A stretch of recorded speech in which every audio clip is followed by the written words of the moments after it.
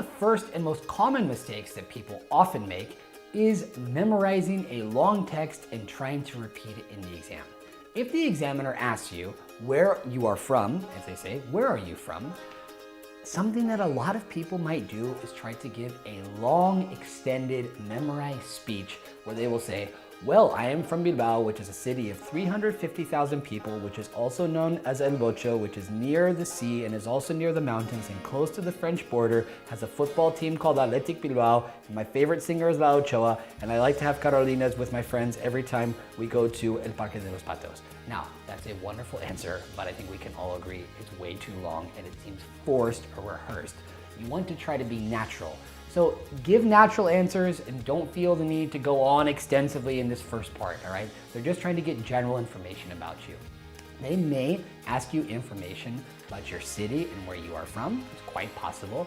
One mistake that people often make is they will translate nací en Bilbao to say I born in Bilbao. Remember, born is the past participle of the verb bear. So if you were going to say that, you would want to say I was born in Bilbao. In reality, most of you were probably born in Cruces, so technically you were born in Baracaldo. So remember to be honest and accurate about those kinds of things too. Other things that people will do, as I said, memorizing speeches and trying to repeat them will often result in difficulty. Another thing that people will make mistakes with is that they will not focus on the question, all right? Make sure you're responding directly to something that they've asked you. If they ask you what you like to do in your free time, you don't want to respond by speaking about the weather. Try to stay focused and concentrated and respond to what they ask. Very common that they may ask why you are studying English. You might say that you're studying English because you are looking for a job, or it's absolutely essential to know English if you want to have a good position in the workforce. These things are normal. Another thing that they might ask is what you like about studying English and what you do not like. A common thing that I have heard people say when they are asked what they do not like about studying English or what they find challenging or difficult is that they will say pronunciation. But the word pronunciation is difficult to pronounce.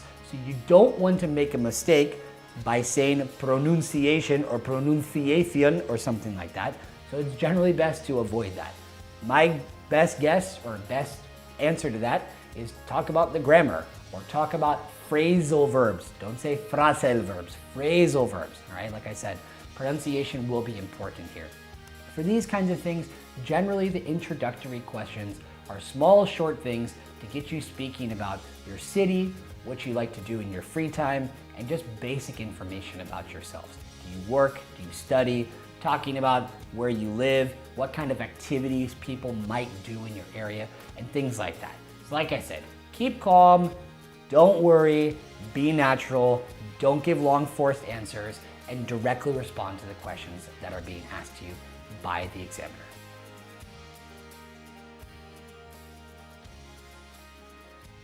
Now, you can take a quick look at the worksheet and see how you would answer these questions.